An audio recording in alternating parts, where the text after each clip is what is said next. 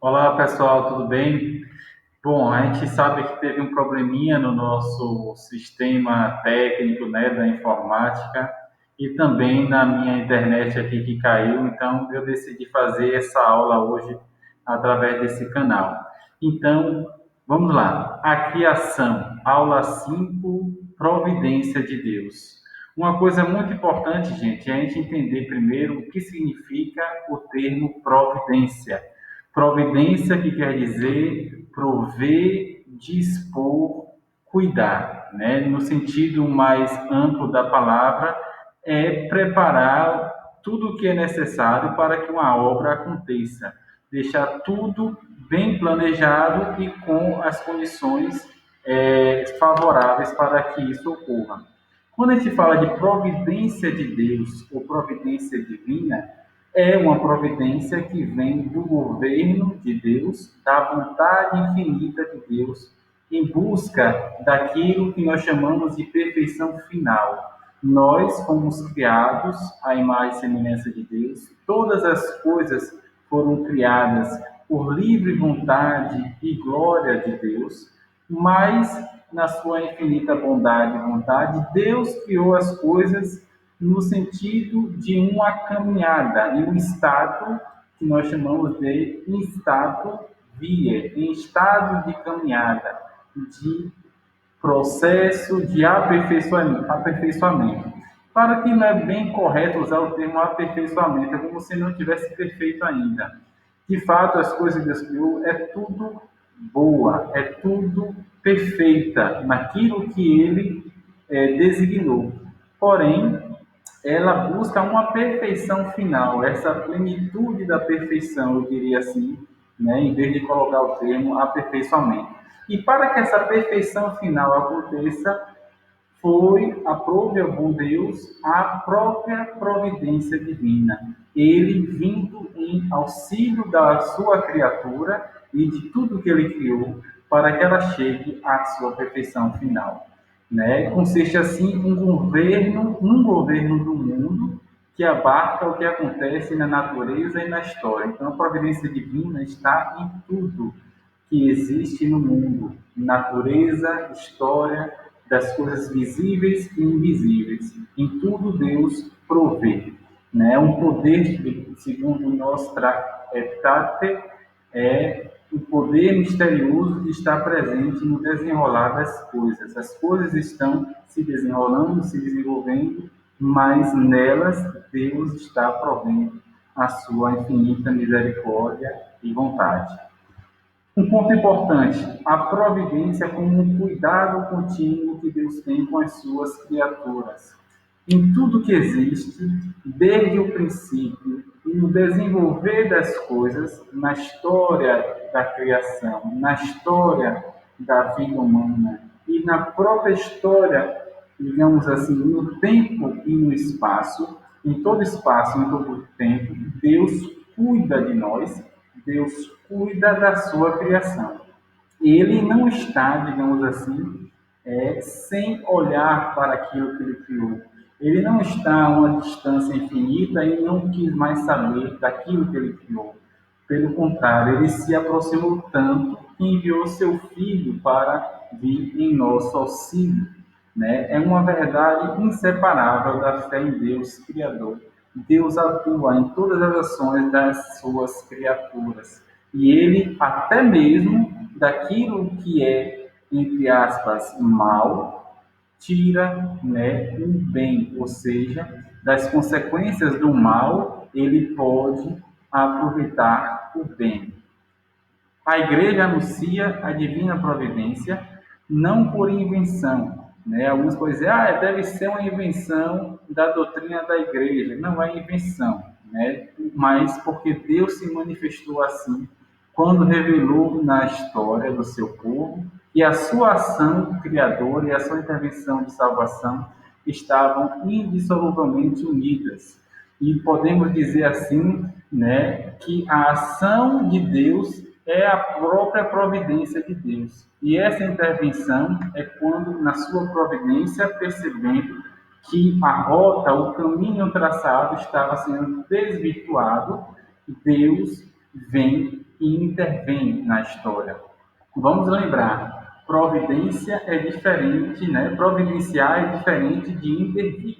Providenciar, como eu falei, é cuidar, dispor do que é necessário. Intervir é, de fato, atuar dentro dessa história e mudar a rota que estava sendo, né, que tinha entrado fora do seu verdadeiro caminho, né? Qual é o momento culminante dessa intervenção de Deus? Quando ele envia seu Verbo, que encarnando-se na pessoa de Jesus Cristo, vem mostrar a verdadeira face do Pai, que a humanidade, de alguma forma, teria sido desvirtuada por causa das consequências do pecado original e por causa de todas as tendências malignas que os inimigos, digamos assim, da igreja e de Deus vieram deturpar. Então, Deus vendo que a finalidade da perfeição última estava sendo desvirtuada, ele intervém para que a humanidade não se perca, pois o seu amor é tão infinito que ele assume a natureza humana para mostrar que é pelo amor que nós iremos ser salvos e libertos. E essa intervenção, ela é livremente, não é uma intervenção com uma imposição, né? Olha só, é importante lembrar disso também. Essa intervenção divina, ela não é como uma imposição. Ela propõe, né, uma escolha em que o homem fará entre a vida e a morte, a verdade e a mentira, a justiça ou injustiça. Continuando aqui, né, vocês podem meditar sobre a questão, né, da providência divina na Sagrada Escritura, no Salmo 145, versículo 9.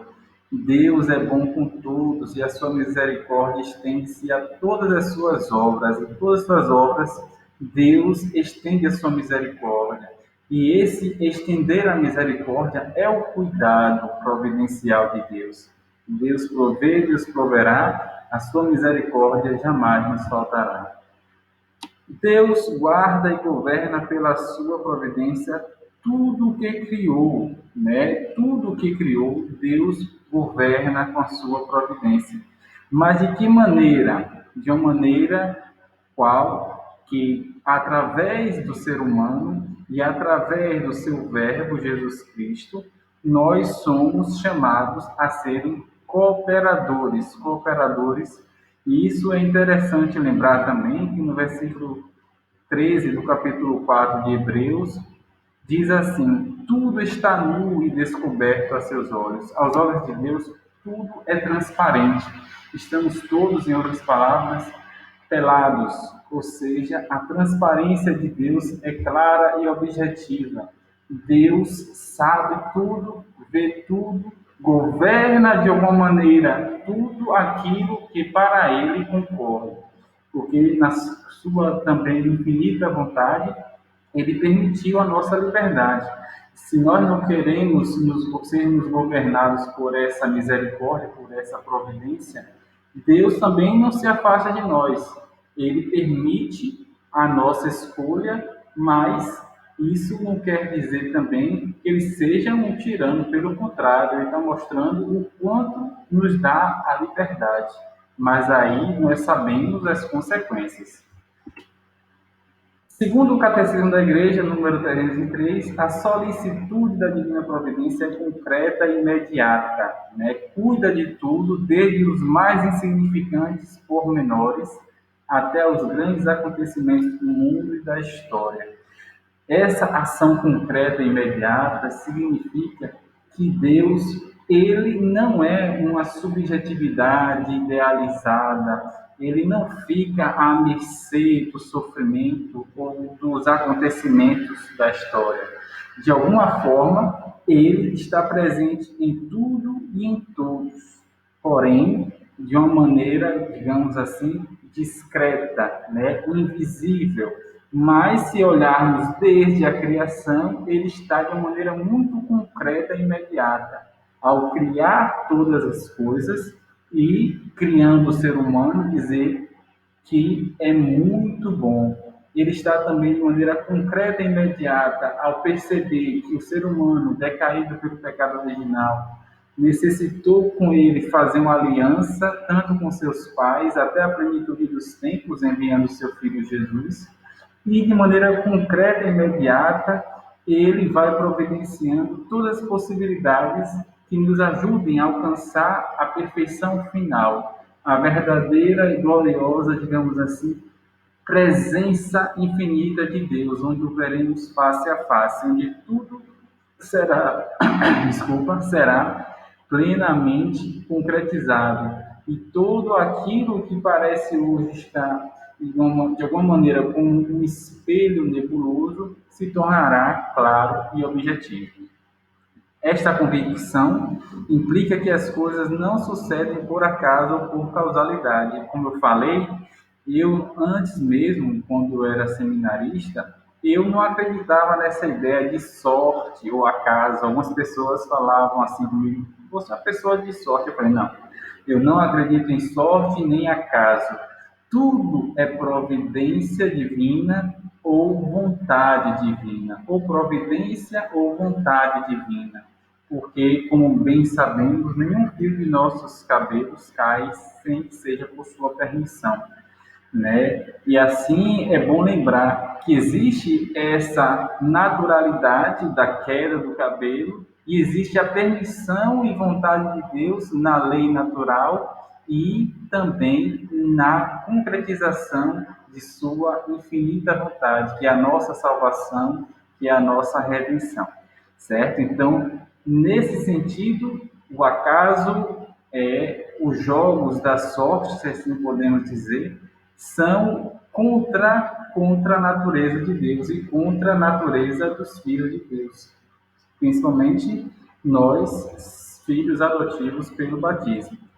Vamos passar aqui para uma nova etapa, a questão da providência de Deus como um poder infinito. Isso aqui é fundamental. Deus poderia sempre criar algo melhor. Às vezes, né, principalmente em situações de sofrimento, em situações de um desastre natural, a gente fica pensando, mas por que tem que ser assim? Será que não seria interessante que tudo na sua perfeição não permitisse, digamos assim, a existência do sofrimento, da dor, do acidente, das tragédias? É uma pergunta que é difícil responder, né? É uma pergunta que cabe a nós um dia, face a face com Deus, compreendê-la. Mas, ao mesmo tempo, a gente tem uma noção de uma pedagogia divina, onde Deus permite, digamos assim, um mundo assim que está não na sua plena perfeição, ou no ser humano que, na sua limitação, comete os seus delitos e pecados, para ver até onde essa ação humana vai nos deturpar ou nos levar à gravidade, né, digamos assim, da condenação, ou ao mesmo tempo se utilizar desse mal para nos dar a sua infinita graça, porque se foi pelo pecado de Adão que entramos, né, na, entre aspas, desgraça, foi ao mesmo tempo por causa desse pecado original que Deus interveio com seu Filho amado e mostrou o verdadeiro sentido de viver, o verdadeiro sentido da existência, o amor, né? E o reino dos céus se faz com justiça e paz no Espírito Santo. Mas, vendo aqui na Suma contra os Gentios, né, de São Tomás de Aquino, ele diz assim: portanto, com o bem físico, existe também o mal físico, enquanto a criação não tiver alcançado a sua perfeição, certo? Claro, volto a falar, né? A gente vai estudar um pouquinho mais sobre esses detalhes, né, na questão do mal. Mas, já de antemão, eu gosto de deixar claro aqui que esse mal físico, gente, é no sentido do fenômeno natural, que existem fatos na natureza que provocam danos, tragédias e até vítimas fatais que venham a sucumbir com inundações, desmoronamentos ou algo do tipo, né? Então a gente vê isso como um mal físico, é um fenômeno que, com o seu dano, gerou vítimas, né? Causou mortes, por exemplo, que afeta e nos deixa numa situação de sofrimento. Mas isso aí é um olhar humano, interpretação humana desse mal físico. Se a gente analisar por outro lado, a natureza em si, os fenômenos naturais em si não são um mal, eles são um bem, porque é através da criação, é através das leis naturais que tudo entra em uma ordem cósmica que Deus permitiu. Mais tarde a gente vai estudar melhor sobre a questão do mal. A questão da causa primeira, né? Deus é a causa primeira que opera pelas causas segundas. Uma coisa importante, isso aqui é um termo filosófico, né? Deus, ele, digamos assim, se a gente comparar com o pensamento aristotélico, Deus seria o primeiro causador de tudo, ou seja, aquilo que Aristóteles, o filósofo, chamou de motor imóvel, que move tudo, mas não é movido. Ou seja, é aquele primeiro que gera todas as coisas. Isso aí é uma visão filosófica, tá? Não estou querendo igualar a visão filosófica com a teológica. A gente sabe que Deus é muito mais do que isso. Mas, só para vocês entenderem que essa relação, terminologia de causa primeira e causa segunda, é isso. Tudo tem uma causa, né? É esse computador que eu estou utilizando para apresentar essa aula tem uma causa técnica, industrial, assim como o seu smartphone, né? A árvore que está lá no seu quintal ou lá na roça também tem uma origem de uma semente que veio de um fruto que foi gerado por outra árvore. Tudo que existe, você, eu, nós temos uma causa desde o momento que fomos fecundados, né, no ventre materno, até desenvolvermos e estar aqui hoje compartilhando. Tem uma causa, tudo tem uma causa. Mas nós chamamos isso na filosofia de causas segundas, porque é aquilo que é posterior ao primeiro ponto de partida, ou seja, aquela causa primeira que gerou todas as coisas, a natureza e tudo que nela encerra, né, de modo geral, o cosmos. E Deus, se a gente olhar nesse sentido, é, digamos assim, o causador da causa primeira, se a gente puder dizer assim, né? Porque, de alguma forma, ele não está na relação de causalidade com a natureza diretamente, porque ele não é natureza, ele não é matéria, ele é espírito infinito, né? Então, ele é o causador da causa primeira, se a gente puder aprofundar ainda mais essa questão. Mas isso aí é uma questão de filosofia. Eu peço a vocês que depois aprofundem sobre essas questões, porque nos ajuda mais a ter argumentos, principalmente argumentos para ajudar as pessoas que se dizem não acreditar em Deus, ter um mínimo de racionalidade para compreender que você pode até não acreditar em Deus, mas tem que existir uma causa primeira para tudo que há, tudo que é e que está em nossa volta. Pela sua providência, Deus viu por bem que o homem fosse participante livremente da vida bem-aventurada e saiu-lhe ao encontro. E aqui a gente chama de uma providência unida a uma intervência.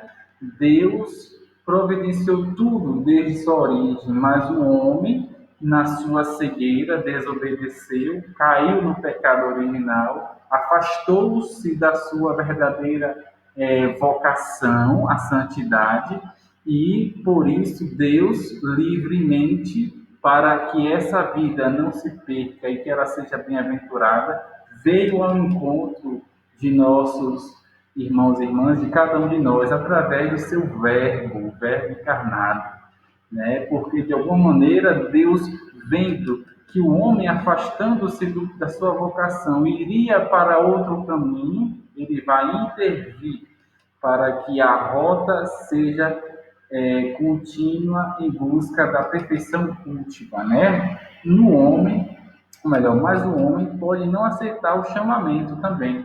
A gente sabe disso, né? A tal vida bem-aventurada. e considerar os acontecimentos históricos como resultado exclusivo de ações do homem, sem reparar na sua dimensão de eternidade. O ser humano ele é livre até mesmo, não só nas suas decisões éticas e morais, mas na sua reflexão. E nessa sua reflexão, mesmo que ele, talvez até de maneira inconsciente e equivocada, ele acabe não vivendo essa experiência da bem-aventurança, né? E acaba criando as suas ideias, as suas ideologias. É daí que vem o termo ideologias. Mas a providência divina está lá. Ele intervém na medida em que nós abraçamos a esse chamado, a essa vocação.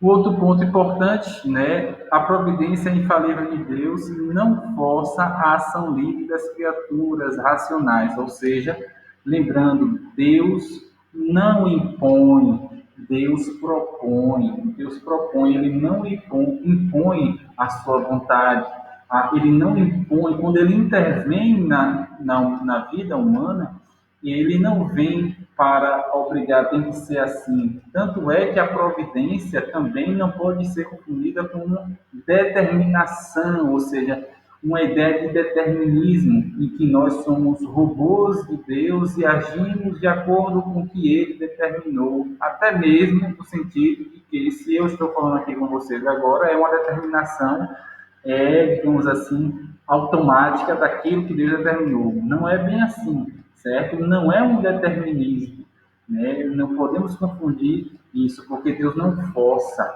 ele nos dá a liberdade de criaturas racionais em escolher o que fazer e mesmo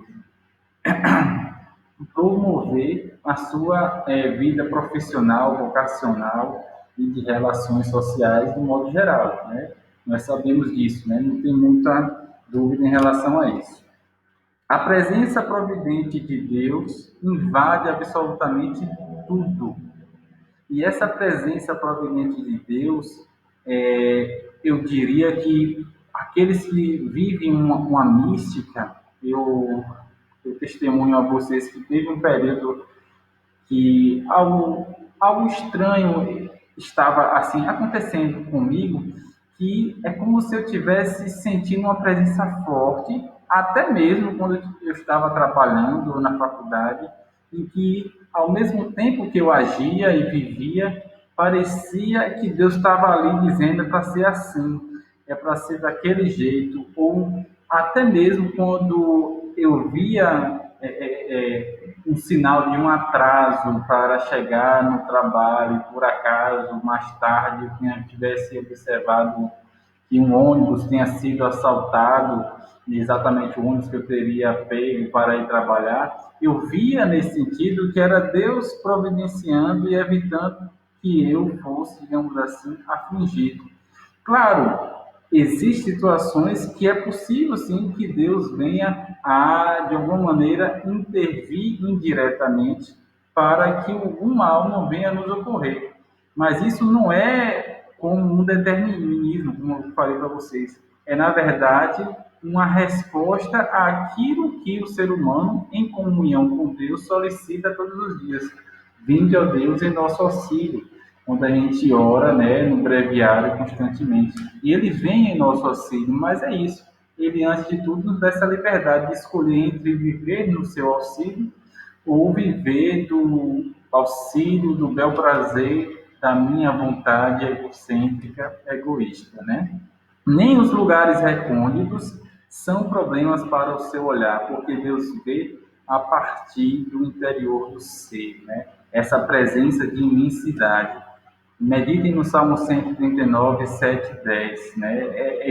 De um modo geral, medite o Salmo por inteiro. É algo profundo esse Salmo para a gente meditar e refletir sobre essa presença imensa de Deus. Então, Jesus reclama também um abandono filial à providência do Pai. É necessário que eu, enquanto filho adotivo pelo batismo, eu compreenda, ora, eu tenho um Deus que me ajuda, que me acompanha, que me orienta. E nele eu creio, nele eu espero e nele vou buscar viver. E é nesse sentido que o Evangelho de Mateus, no capítulo 6, 31 a 33, as palavras de Jesus se cumprem em nossa vida, né? Não vos inquieteis dizendo que havemos de comer, que havemos de beber, né? Bem sabe vosso Pai Celeste que precisa de tudo isso. Procurai primeiro o reino de Deus e sua justiça e tudo mais vos será dado por acréscimo. Isso é lindo, gente, isso é perfeito.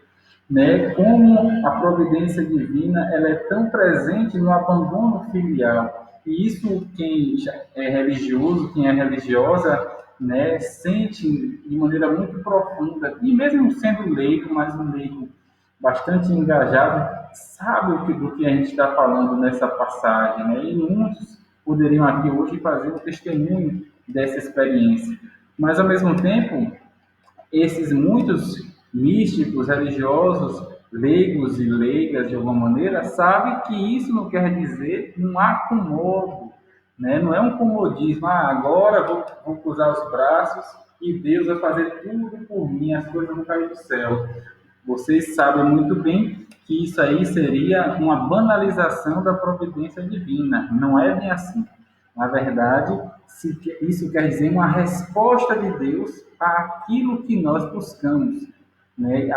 Que é, através do seu Filho, uma comunhão plena nele. Por mais que sejamos limitados, por mais que caiamos em nossos pecados, né? Se levantando, é claro, e sendo perdoado e perdoando. Em Cristo, os cristãos aprendem a ter confiança no seu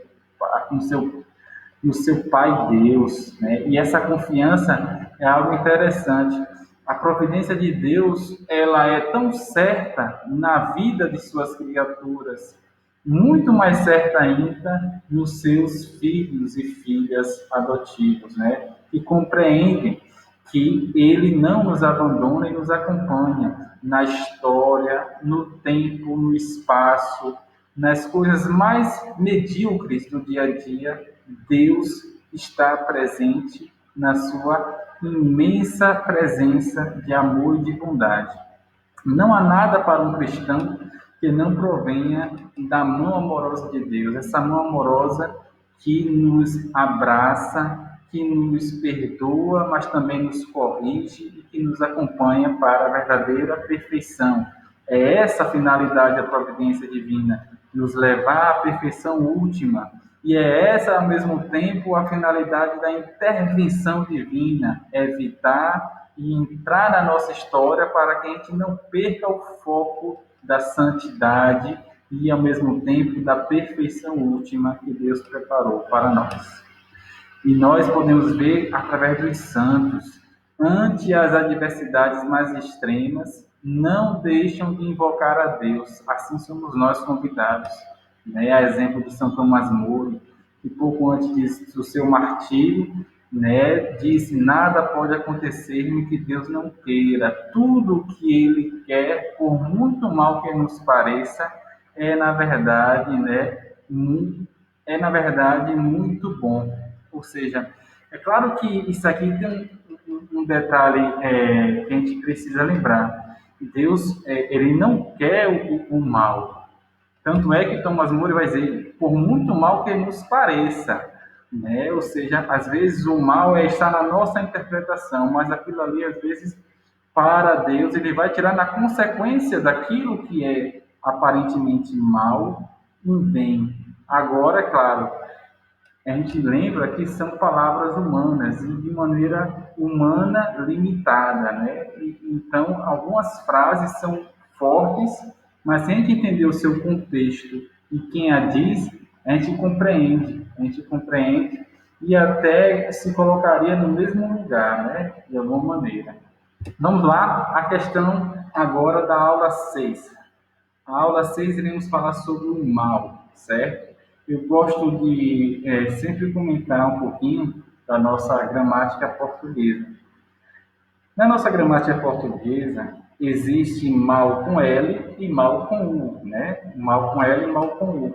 O mal, normalmente com U, o mal com U, ele é usado só como adjetivo, né? O mal com U é um adjetivo, sempre será um adjetivo. e combinará com o seu antônimo de bom, né? O mal com U. O mal com L vai ter duas possibilidades: ora advérbio, ora substantivo, que é o caso que a gente está aqui, né? Esse mal com L aqui foi substantivado pelo artigo O. Olha só, eu estou dando uma aula de gramática só para vocês entenderem algo que é essencial. No português, então, o mal com U é só adjetivo, o mal com L pode ser advérbio ou substantivo, certo? Nesse slide aqui, eu gostaria só de fazer uma correção, me permita aí, Juscelino. Na verdade, o autor, eu esqueci quem foi o autor desse slide, de maneira eu talvez proposital para fazer a reflexão, esse mal foi colocado como um substantivo, quase, digamos assim, como um mal substancial, existencial, né? Na nossa consciência teológica e cristã, a gente sabe, não existe o mal substancial, não existe o mal como um ser palpável, tocável, concreto, porque tudo que Deus criou é bom. Ora, vamos voltar lá ao Gênesis. Quando Deus criava cada coisa, ele dizia o que no final da tarde? E viu que era bom, certo?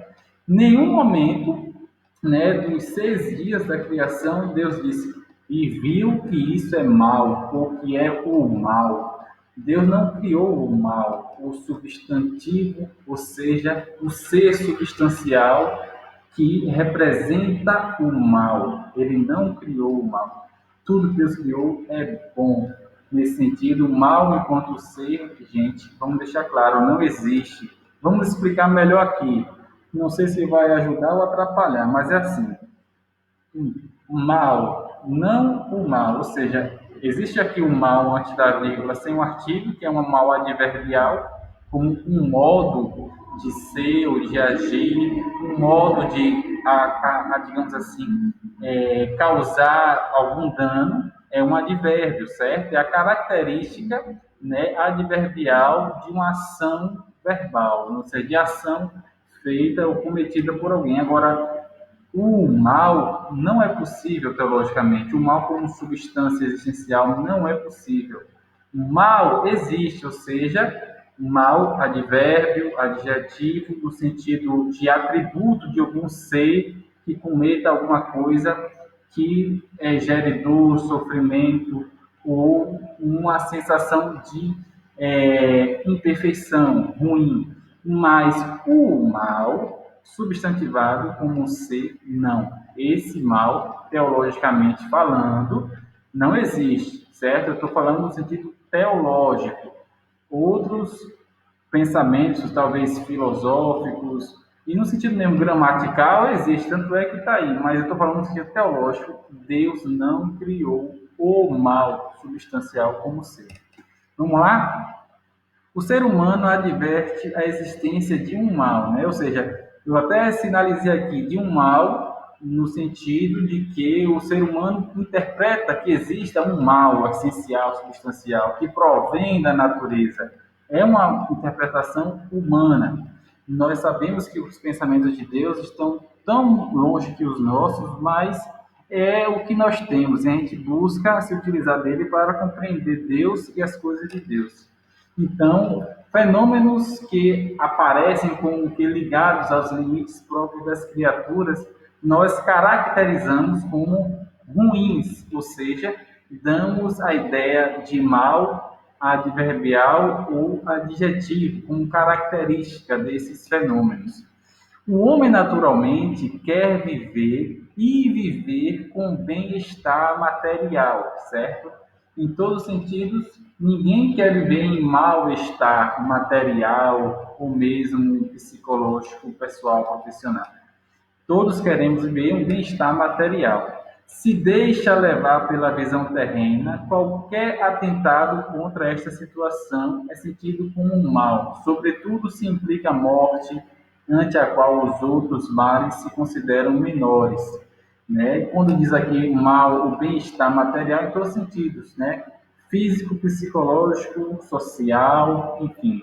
E quando isso não está em ordem, como o exemplo da morte, quando tudo se esvai e a alma se separa do corpo, num olhar, digamos assim, simplório, nós vemos isso como se fosse, né, um mal. E é, de fato, né, um mal no sentido de que traz dor, dano e sofrimento.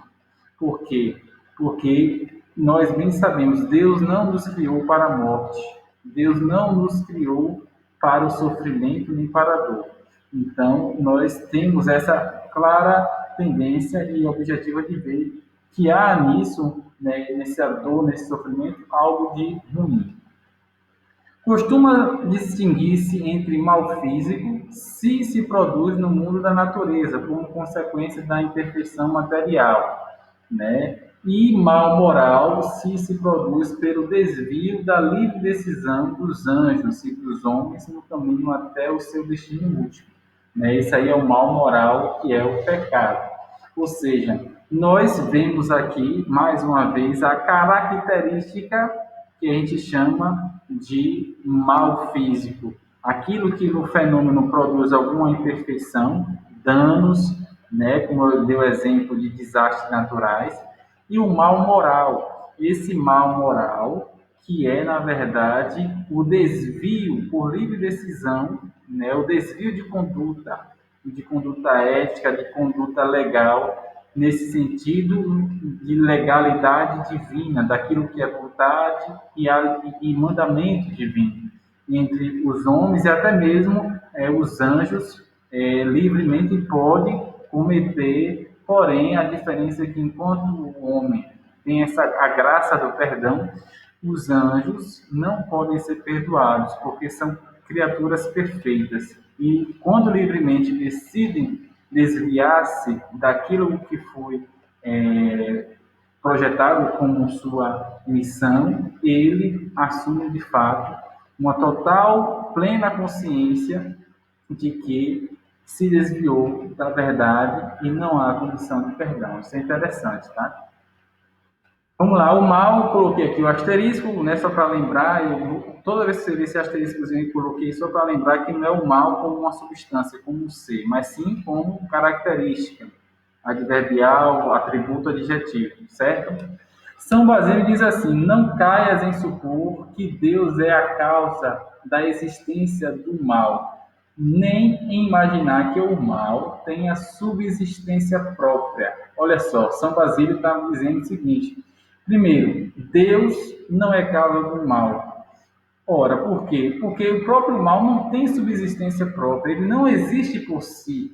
Ou seja, é uma interpretação humana achar que existe um mal que subsista na natureza como força oculta, como um ser espiritual que atrapalha e desordem, e entra e busca colocar tudo em desordem, né? Isso aí é a nossa visão limitada e humana. A perversidade não subsiste como se fosse algo vivo. Olha só, a perversidade não subsiste como se fosse algo vivo, nem poderá pôr-se jamais diante dos olhos a substância dela.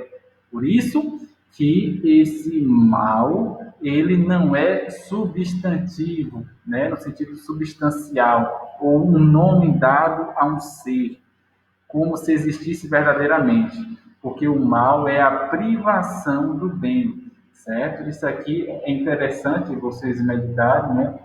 Segundo a visão de São Basílio, que Santo Agostinho vai posteriormente aprofundar, né? Ele vai dizer o seguinte, Santo Agostinho no livro Sob a Cidade de Deus: falando absolutamente, nenhuma natureza é má. Este nome de mal apenas se dá na privação do bem. Olha só como Santo Agostinho ele faz uma análise filosófica disso.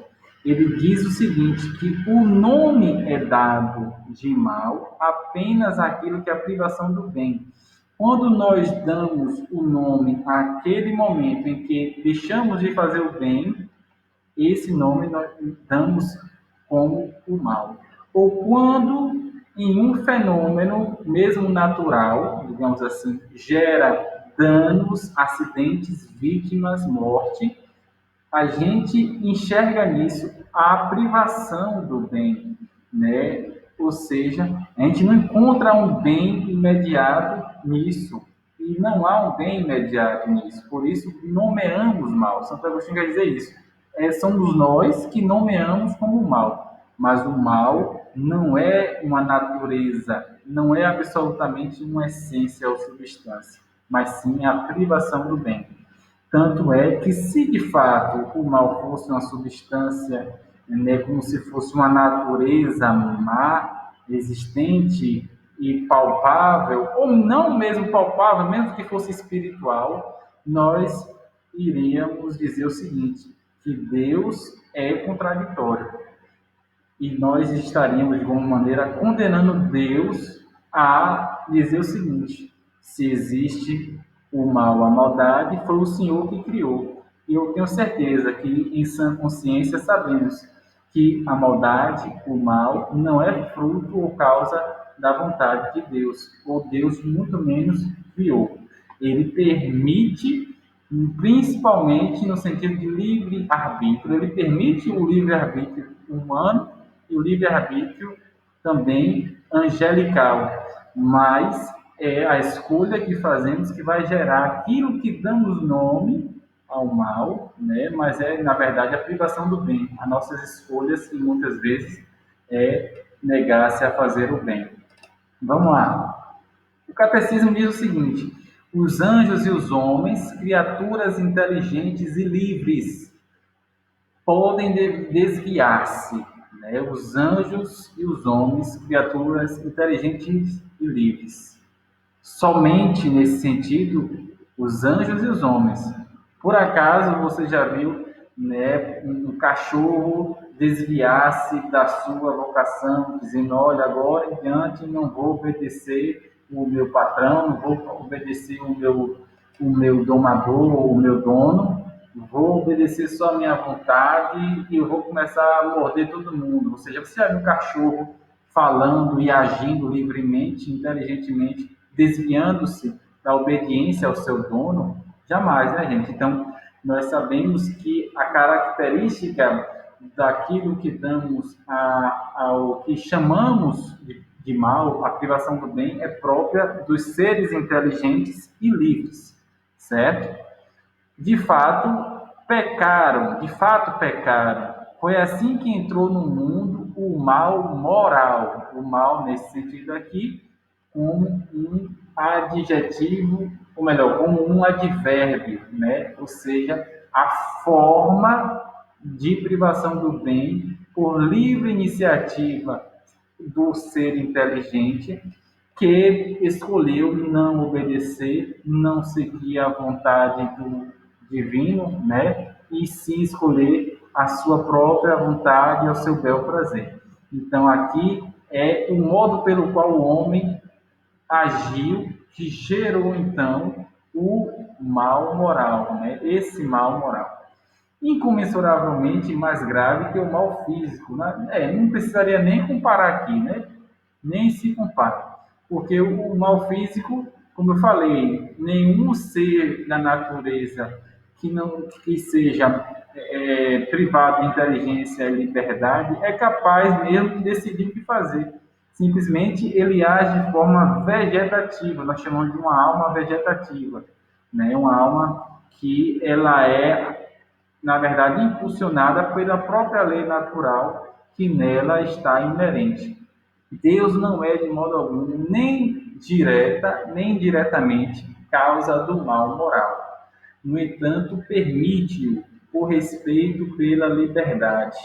Deus respeita de maneira tão grande a nossa liberdade que permite até mesmo quando cometemos a loucura de escolher não fazer a sua vontade, de escolher privar-se do bem, do seu bem, né? Isso é incrível na ação divina, porque eu acho que todos nós temos, se um dia pensamos em ser Deus, e talvez a maioria, né, pensou consigo: olha, se eu fosse Deus, eu ia tentar forçar todos os seres humanos a não cometer o pecado ou cometer algo ruim, para todo mundo viver em paz, né? Mas isso aí eu não seria um Deus justo, eu seria tirano, porque eu iria forçar e coagir na ação livre das pessoas. Eu acho que é uma dos caminhos de resposta para entender por que Deus permite o mal, mas não é suficiente, a gente sabe que ainda não é suficiente.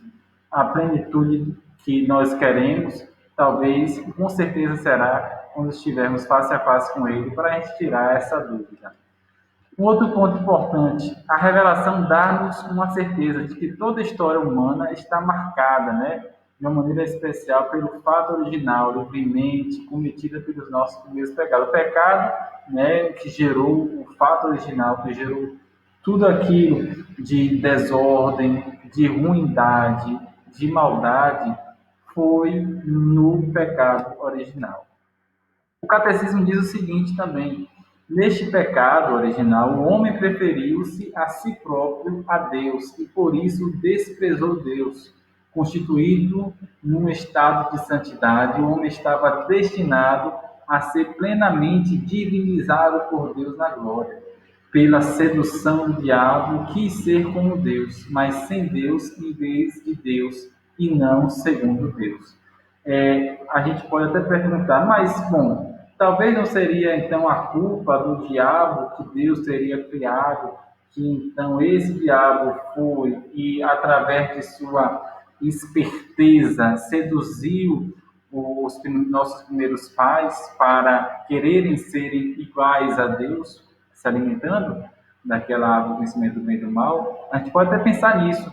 Mas ainda assim, o próprio diabo não é um mal substancial, porque sendo criado por Deus, ele na sua essência é, digamos assim, um bem, um bom, mas a sua ação, a sua escolha e a sua forma de agir o faz tornar-se maldoso, né, mentiroso, e aí toda a ruindade que está dentro da sua gama de esperteza, de astúcia, faz com que vejamos nele, digamos assim, no diabo, o mal, mas nós sabemos que ele não é a substância do mal.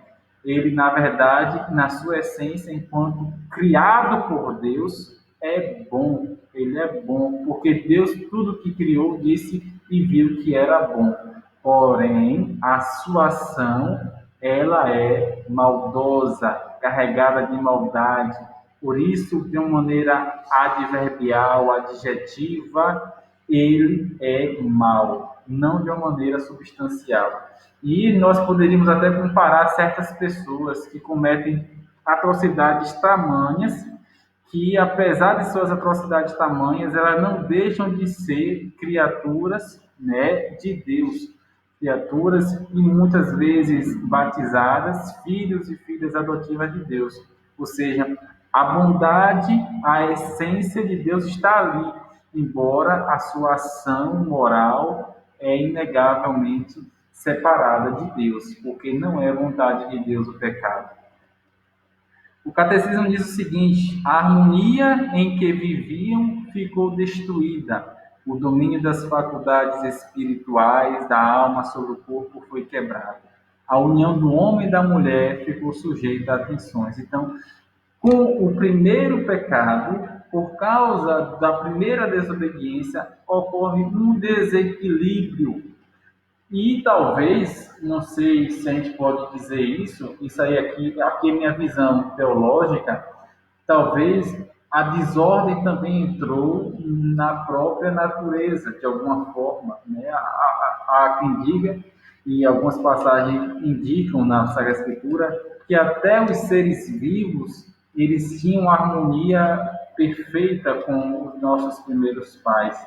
E possivelmente a ferida do pecado feria ao mesmo tempo os fenômenos naturais. Talvez, isso aqui é a minha visão, tá? Minha visão de Marcos, certo? Não é a visão da igreja, mas vamos voltar para a questão da visão da igreja. O pecado é o mal radical, a origem de todos os males. É a ofensa de Deus. O amor de si mesmo até ao desprezo de Deus. Santo Agostinho, de Civitate Dei, né, da cidade de Deus. Digamos, nesse sentido aqui, a visão agostiniana que o mal radical é aquela no sentido de raiz. A raiz maligna é o pecado. E essa raiz maligna, que é uma opção do ser livre e inteligente, que na sua origem decidiu ou desejou ser igual a Deus e cometeu a desobediência. Ou seja, a raiz do pecado aqui é a ganância. Né? Nós percebemos que muitas pessoas, o ser humano de modo geral, quer ser Deus de si mesmo e Deus dos outros.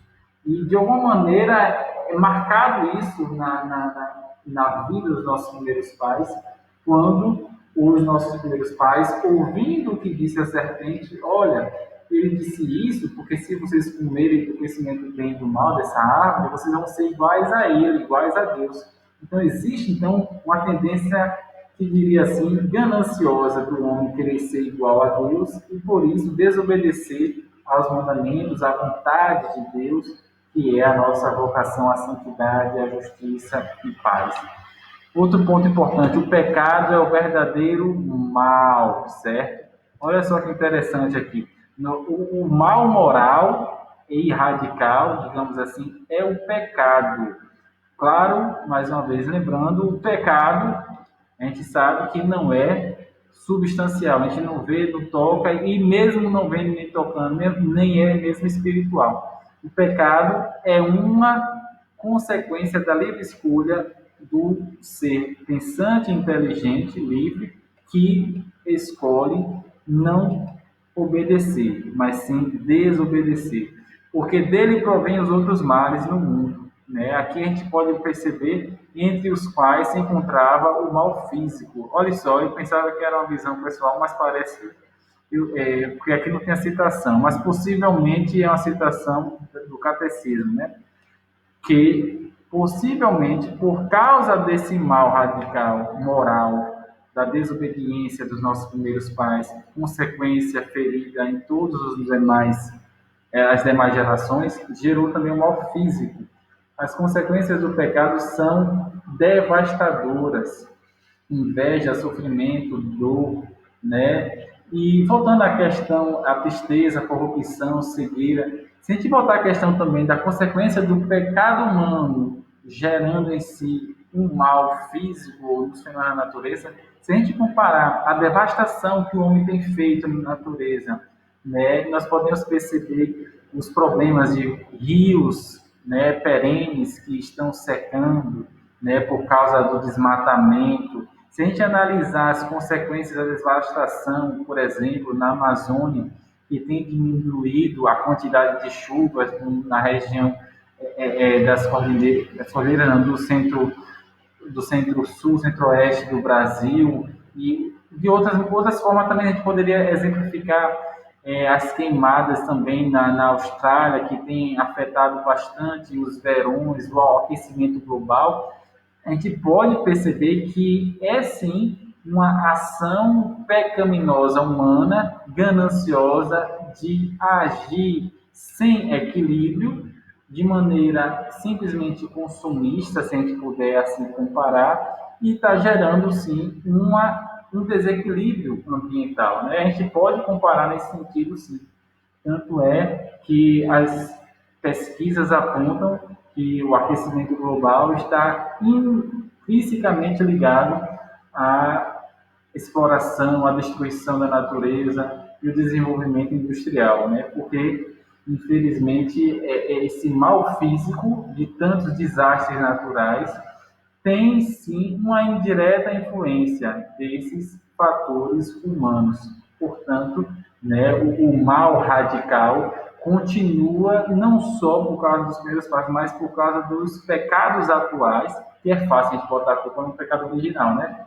Mas o pecado atual que cometemos e atualizamos, e, de modo geral, os que detêm o poder de exploração e capital que mais investe, né, no sistema ambiental, nós percebemos sim que o pecado atual está gerando sim grandes desastres. Isso é um fato. Então, os evangelhos mostram-nos com grande frequência Jesus é contato íntimo com o sofrimento. Jesus em contato íntimo com o sofrimento dos homens. O Senhor deixa que se aproximem dele e os pobres, os doentes, os endemoniados, os pecadores e todos os que são vítimas de desgraças e infortúnios humanos. Deus se aproxima de nós através do seu Filho único para vir na história humana e apontar o verdadeiro sentido da vida humana, que é a paz, a felicidade, a justiça, segundo o desígnio do Pai, segundo a vontade do Pai, para voltarmos ao caminho, né, o caminho da providência divina, que é a perfeição última, né? Jesus vem na plenitude dos tempos para mostrar a face do Pai e mostrar que a dor e o sofrimento não é vontade de Deus, mas consequência de nossos pecados, das injustiças humanas, das hipocrisias humanas. Jesus, como profeta, anunciou e denunciou tantas injustiças e deu preferência, sim, aos pobres, aos pecadores, aos que eram vítimas de tantas desgraças e infortúnios humanos. Então, para a gente continuar aqui, é importante lembrar que Cristo redime-nos e salva-nos por meio da cruz. A partir desse momento, o homem pode descobrir a fonte de bem que esconde a dor. Se a gente analisar o Cristo crucificado, o mistério pascal, ele é, ao mesmo tempo, angustiante, porque o que nós vemos é dor, sofrimento. É como se o mal, né, entre aspas, tivesse vencido.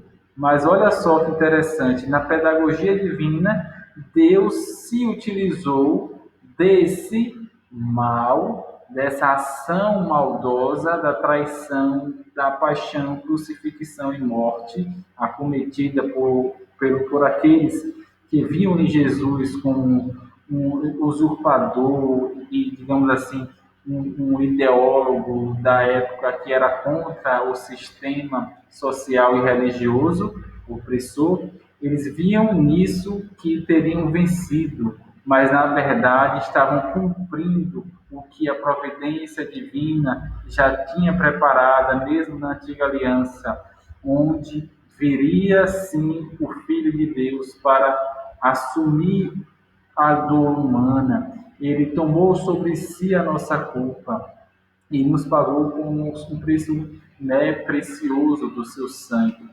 Né? Isso é lindo, gente, e é profundo. É um mistério de fé que a gente precisa meditar, contemplar, adorar cada vez mais para a gente entender. E mesmo assim, a gente não entende plenamente. Não há dor e sofrimento são males não queridos por Deus, como disse, né, ao criar. Mas graças ao valor redentor e purificador da cruz de Cristo, convertem-se num grande valor de purificação, expiação e redenção. O cristão não sofre menos, né? O cristão não sente menos dor que as pessoas comuns, mas o cristão é convidado a olhar na cruz de Cristo e dar sentido e ver na dor e no sofrimento um sentido que nos leve à verdadeira perfeição. Isso aí requer sim um joelho calejado, né, dobrado de oração. Enfim, pessoal, obrigado. Essa aqui é a bibliografia, né?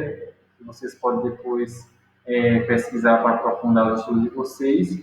E eu espero ter colaborado, né, com essa iniciativa, certo? Obrigado a todos vocês e até a próxima, se Deus permitir. Valeu, tchau, tchau.